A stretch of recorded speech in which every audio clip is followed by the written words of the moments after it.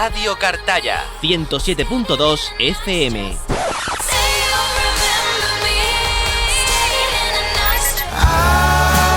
La música más actual suena en tu emisora amiga. Radio Cartaya, emisora municipal. Emisora municipal. La ruta 107.2 en esta casa, emisora municipal Radio Cartaya, y le damos la bienvenida a José Manuel García, compañero periodista. José Manuel, muy buenas tardes. ¿Qué tal, compañera? Muy buenas tardes. Pues ahora ya que te escucho, muchísimo mejor, más agradable el día. Bueno, ¿cómo estáis por Sevilla? Pues yo no sé si decirte que nos ha dado tregua la calor. Sí, yo creo que sí, un poquito, ¿no? O si va a seguir, no sé, porque de vez en cuando se deja caer. Sí. Fíjate que hay prerrogativas ahora de hermandades. Uy, que ¿verdad? están sacando a los pasos a la calle, Sí. a los santitos. Sí, así es. Y de hecho aquí en una localidad cercana, en La Algaba, Uh-huh. se sacó ayer al Cristo de la Algaba Uh-huh. para que lloviera. Aquí también, Pero en Cartaya, también lo hemos está hecho. la cosa regular, ¿eh? Está la Sí. cosa que yo no sé qué decirte. Yo no Es sé si en un momento dado nos vamos a poder encontrar que nos va a dar tregua lo que es este tiempo que tenemos encima, Uh-huh. o si por el contrario iba a por fin llover algo, o si por el contrario, bueno, nos vamos a encontrar realmente que ya ha empezado el verano, definitivamente. Yo pienso y quiero creer que estos son ciclos de la propia naturaleza, ¿verdad? Que estamos atravesando pues una sequía, como hubo hace ya algunos años, y que en aquella ocasión, según me cuentan, fue bastante peor, que no sabemos hasta dónde vamos a llegar con esta sequía, pero tengo esperanza de que no se sabe, de que a lo mejor pues el verano nunca se sabe cuándo pueda llover, ¿no? Así que tengamos esperanza. Y sí, es cierto, se está sacando a muchos santos, muchos cristos. De hecho, aquí en Cartaya se ha hecho con el patrón de los agricultores, como no podía ser, que es San Isidro. Este fin de semana se hace con Nuestra Señora de Consolación. En Jaén lo han hecho con el abuelo. En fin, es nuestra cultura, nuestra manera, ¿verdad?, de pedir que llegue esa lluvia. Además que nadie puede poner un pero. Sí, es verdad. A esa forma que tenemos nosotros de vivir este tipo de hechos, porque al fin y al cabo, bueno, son las creencias, y en las creencias nadie se puede meter. Exactamente, cada uno que crea lo que quiera, ¿verdad? Y que estamos en total libertad, afortunadamente, en este mundo. Bueno, pues tenemos la ruta más misteriosa, como yo siempre digo. ¿De qué nos vas a hablar? Pues fíjate que hoy te quiero llevar a hacer un viaje en el tiempo. ¡Oh, qué bien! Un viaje en el tiempo. Y nos vamos a ir a una tragedia que afectó por igual a Cádiz y a Sevilla. Uh-huh. A Cádiz, a Sevilla y también en parte pues a la vecina provincia de Huelva, ¿verdad? Sí.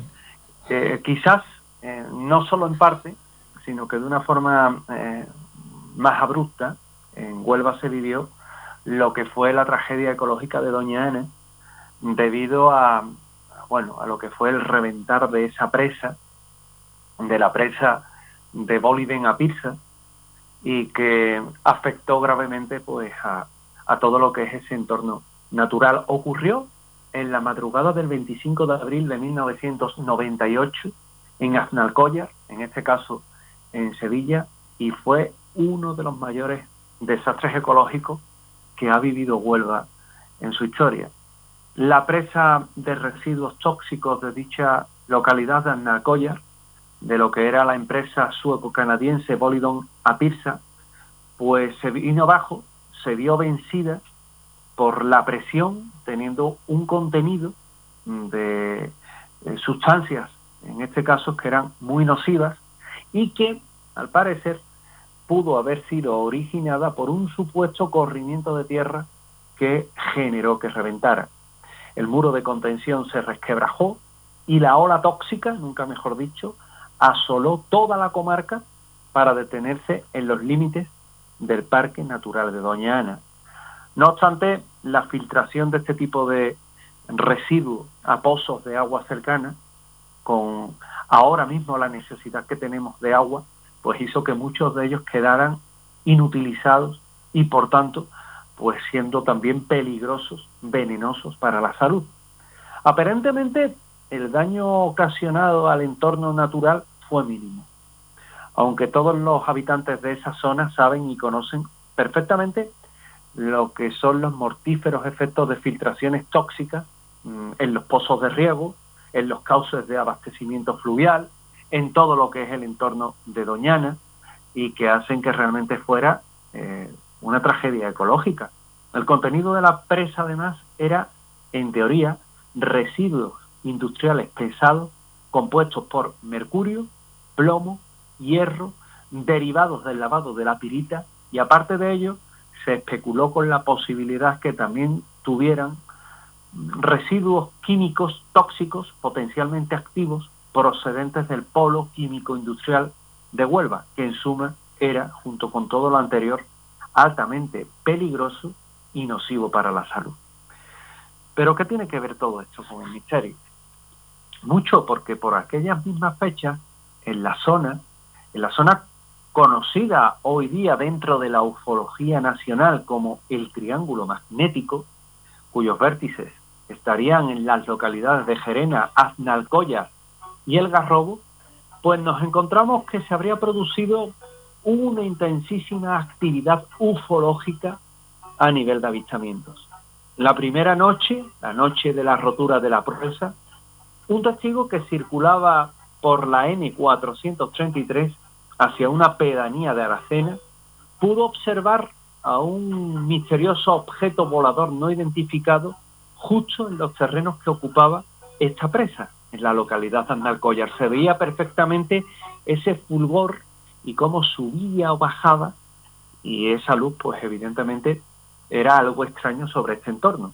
Más tarde, aquella misma noche, pues reventaba esa presa y esa luz, pues parecía ser una luz premonitoria sobre la misma ubicación de la presa y que se veía desde la N433.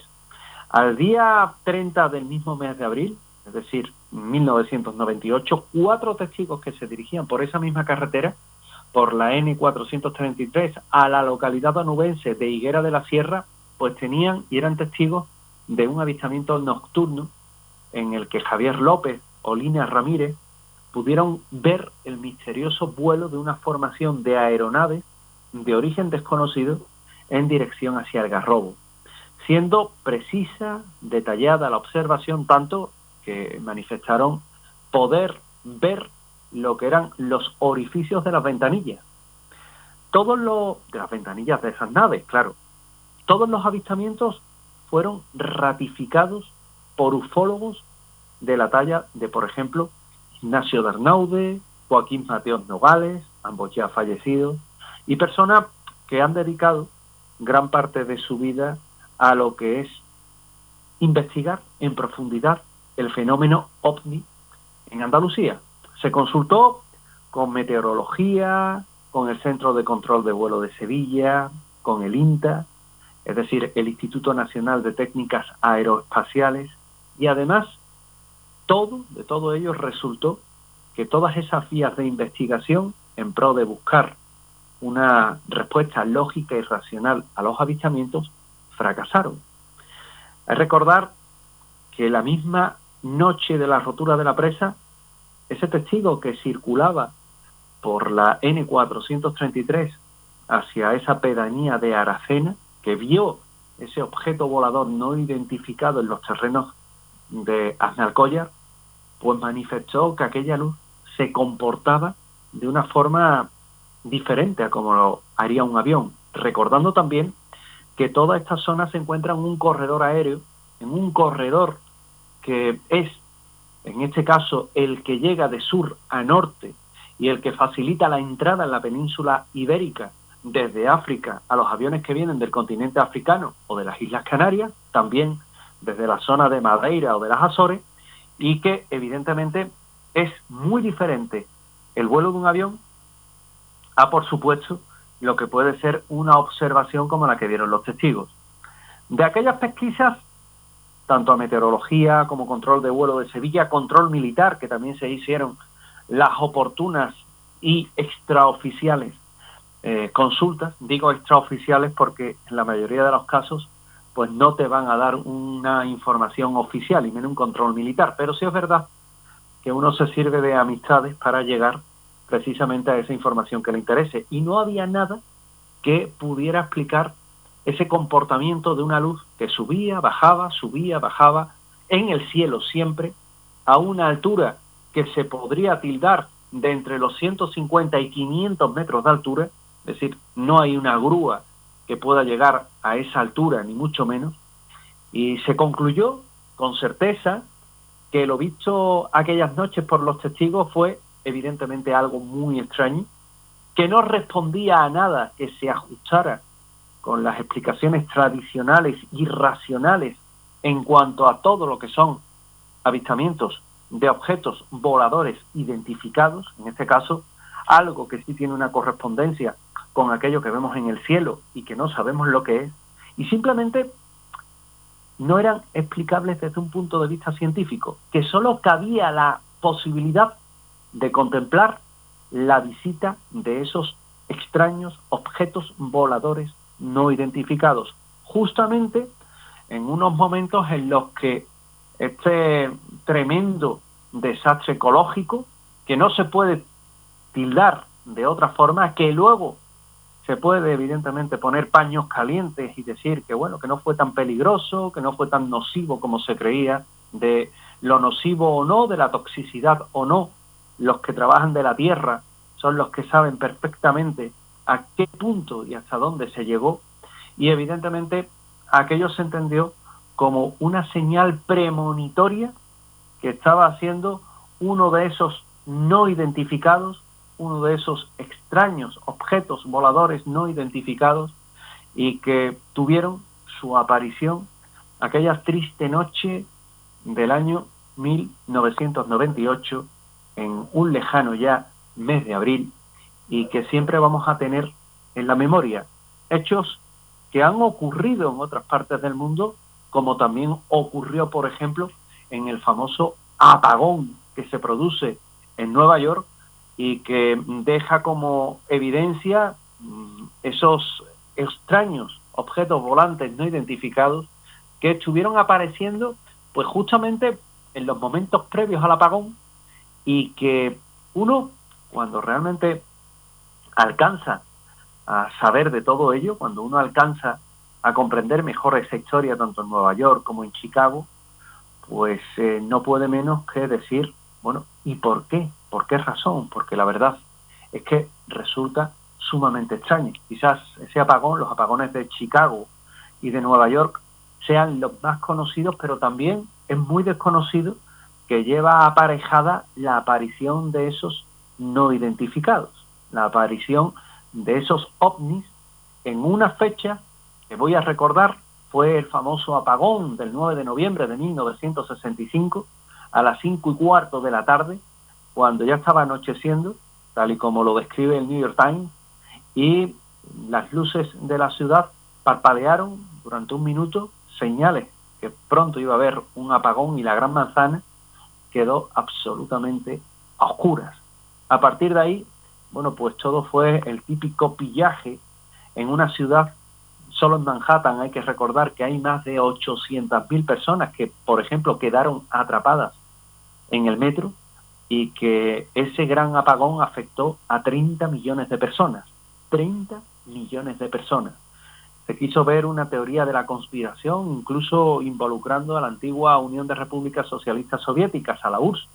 Sin embargo, esos ovnis, esos objetos voladores no identificados, esas grandes bolas de luz volando en torno a lo que era la ciudad, y también las diferentes plantas hidroeléctricas que suministran de energía y suministran la luz a lo que es la ciudad, la electricidad a la ciudad, hizo que tanto todo lo que es en la zona de Nueva York como Nueva Jersey se crearan desde luego pues las reservas oportunas para que no se supiera a ciencia cierta lo que había ocurrido.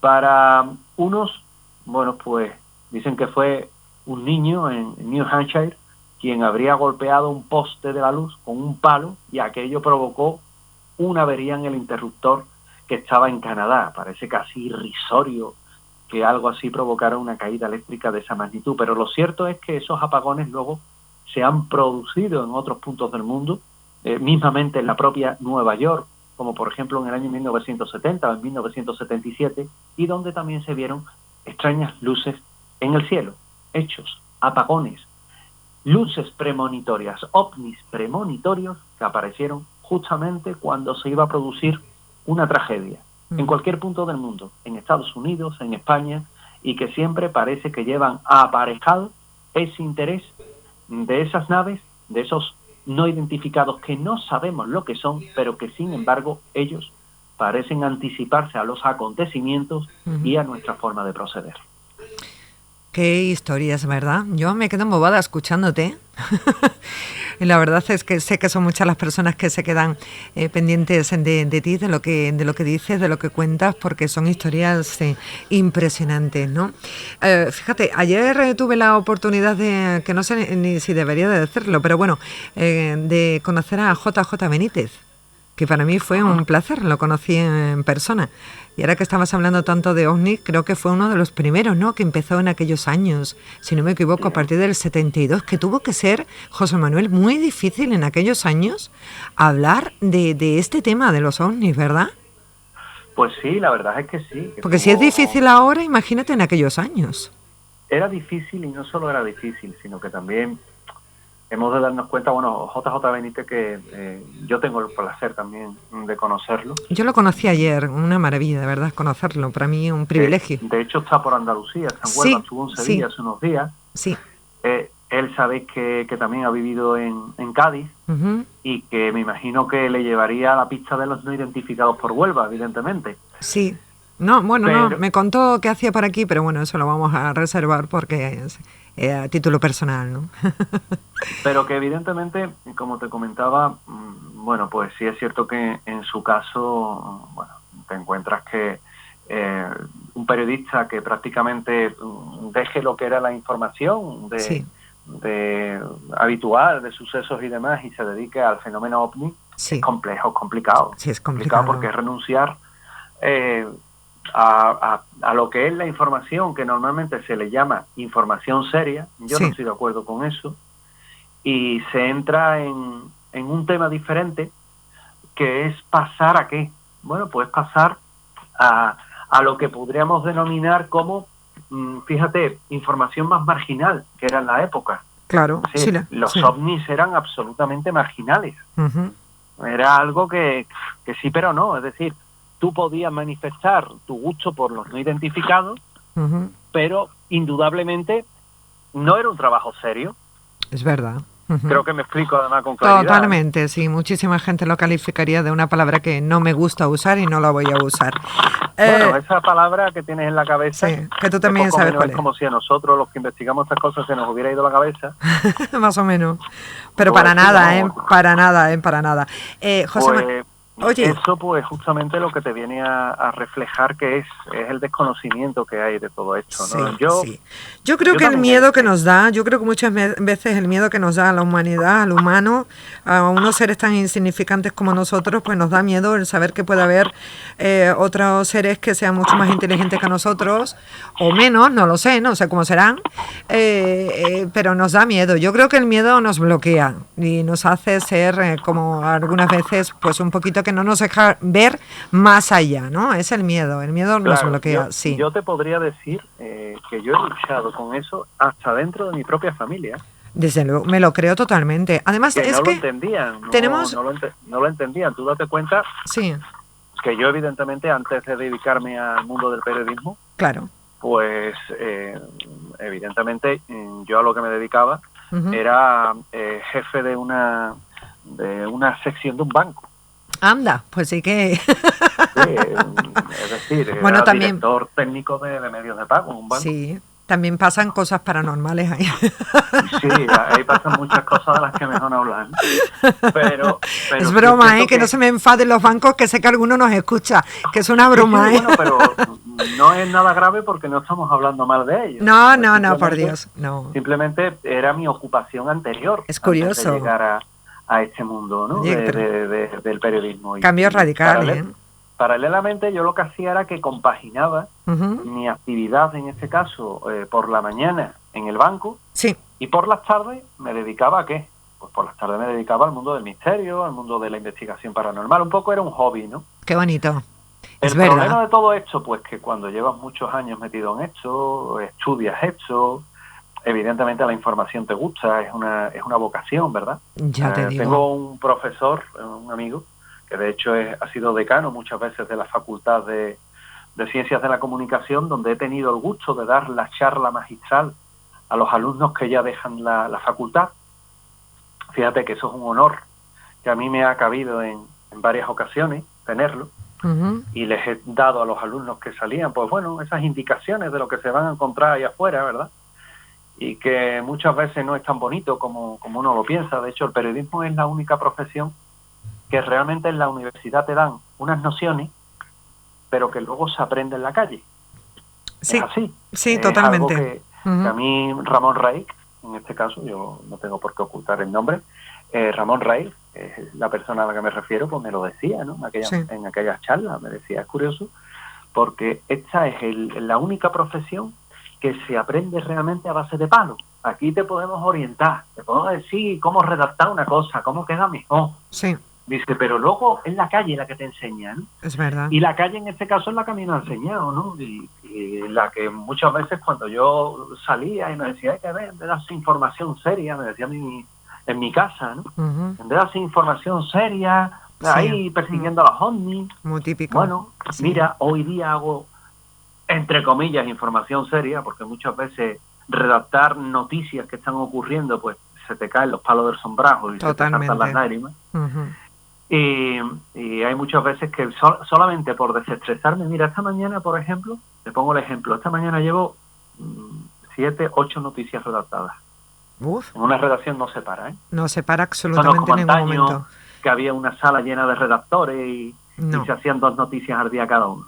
No. Hoy no, hoy trabajamos a otro ritmo, ¿no? Exactamente. Bueno, José Manuel, yo sé que te voy a pillar así, no te lo he comentado al principio, sí hemos hablado de ello, pero es como hemos visto publicaciones del Titanic en Sevilla. Cuéntanos qué pasa.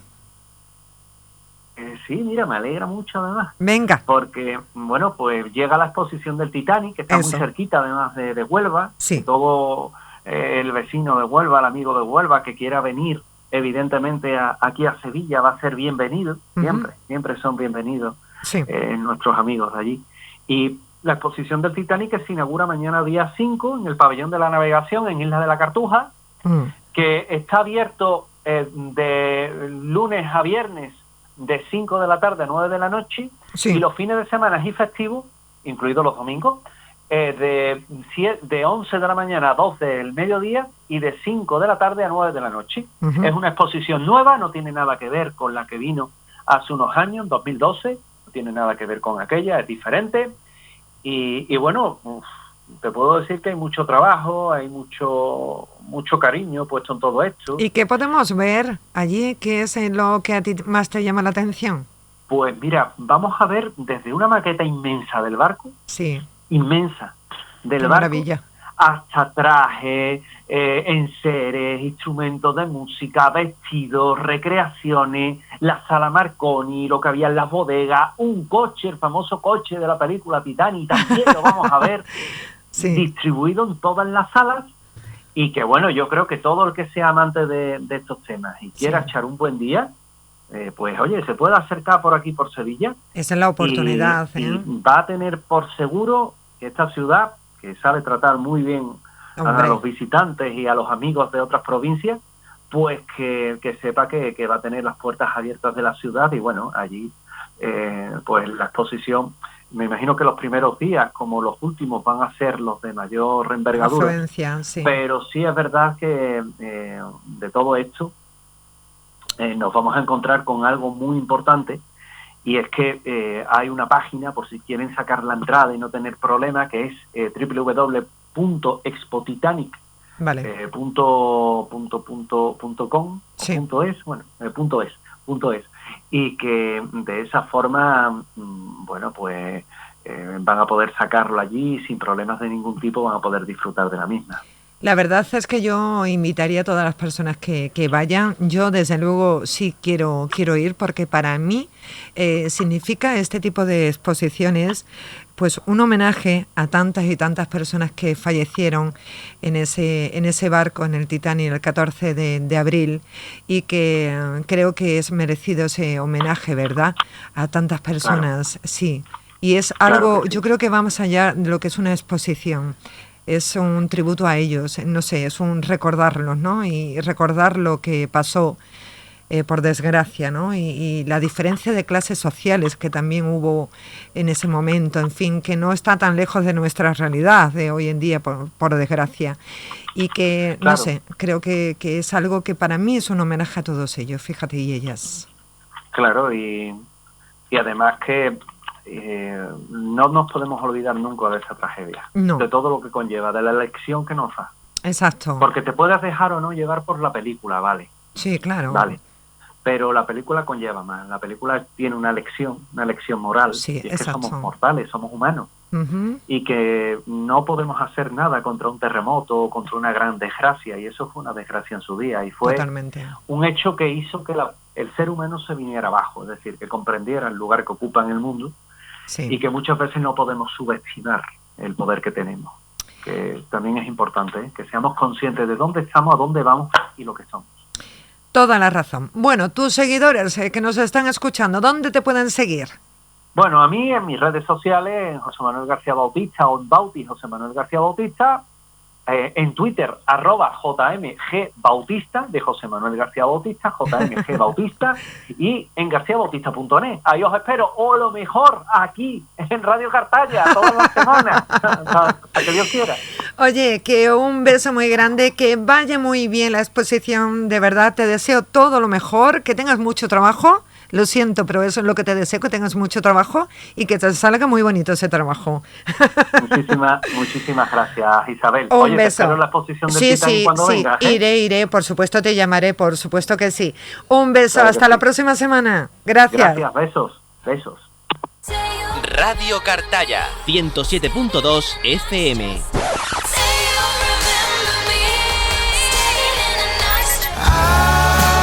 La música más actual suena en tu emisora amiga. Radio Cartaya, emisora municipal.